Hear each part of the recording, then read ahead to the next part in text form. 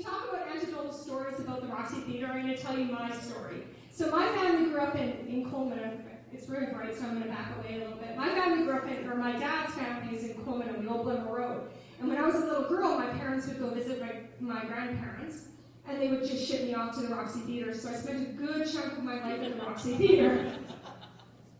As I grew older, my best friend bought the Roxy Theatre. I don't know if you guys know this, but Shelley Ellert and Blair, or Shelley, well, she would be Bloomberg at the time. Some of you may remember Glenn and Sheila Bloomberg. So Shelley Bloomberg and Blair Ellert, they bought the Roxy Theatre, so I spent a good part of my 20s partying in that place when nobody else partied there. And then when I found out that it was taken over by this fantastic group, and I'm going to tell you something, this community could learn by the way that this group fundraises. Pat Rippon is tireless. She scares me sometimes, so I do whatever she says. She called me up one day and she said, Lisa, we're going for dinner. And I said, okay, Pat, whatever you need, I'm there. I showed up for lunch and she said, how do I get some money out of the municipality? And I said, well, Pat, we've already done our budget. She said, I don't care. How do I get some money out of the municipality? And I said, well, why don't you come as a delegation and do a presentation, and we'll see if we can throw some money to you guys out of our reserves, because we do fund our arts center. This community is such a mecca for the arts. We have, from one of the oldest symphonies around to piano to violin. I myself have my grade 12 piano. I play 3 instruments. I played in the symphony. This community is a mecca for the arts. And so it's super important that we facilitate that part of our program. And so I said to her, well, come to council and make a presentation. They not only came to council, they owned council. And I'll never forget Howard standing there and he said, so how much money are you going to give us? And I said, well, how much do you need? And he said, well, we'd like $250,000. I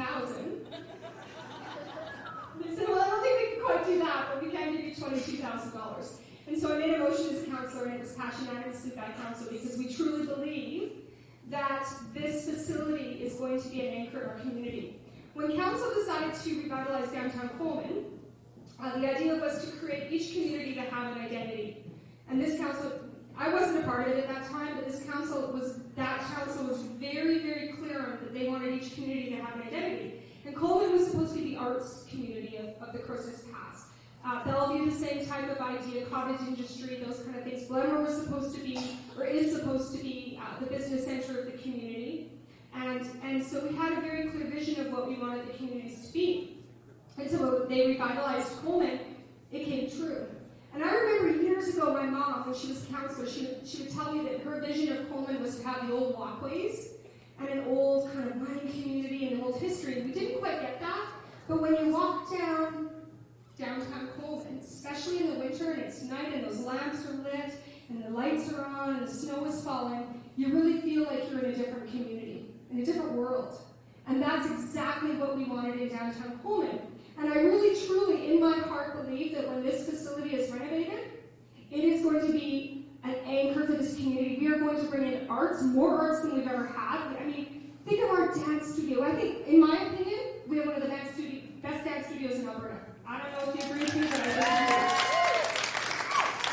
I know we have one of the best symphonies in this province. I know we have the best piano, violin, you name it. We are the best at what we do. And now we're going to have a facility to showcase all of these fantastic venues that we have in the Christmas past, and we're going to give them a place to call home.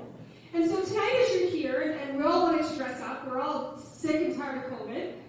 As you dress up and you see the auction table and you see the things you can bid on, bid as much as you can, because I know it's tough, I know we're all struggling, but the more that we support this program, the faster we're going to see that building opened up, and the faster we're going to be able to say, we own the Roxy Theatre in the Crow's Nest Pass. And so I thank you, and on behalf of council, we thank you. I want to say that John Barlow didn't want to come tonight, but he got stuck in some trucker blockades at the border, so he wasn't able to make it.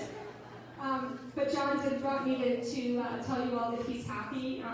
He's happy to be a representative, and he would have been here tonight to support the Roxy Theatre. He thinks this is as important as I do. So have fun. Who doesn't love James Bond? Who doesn't want to dress up like a James Bond woman?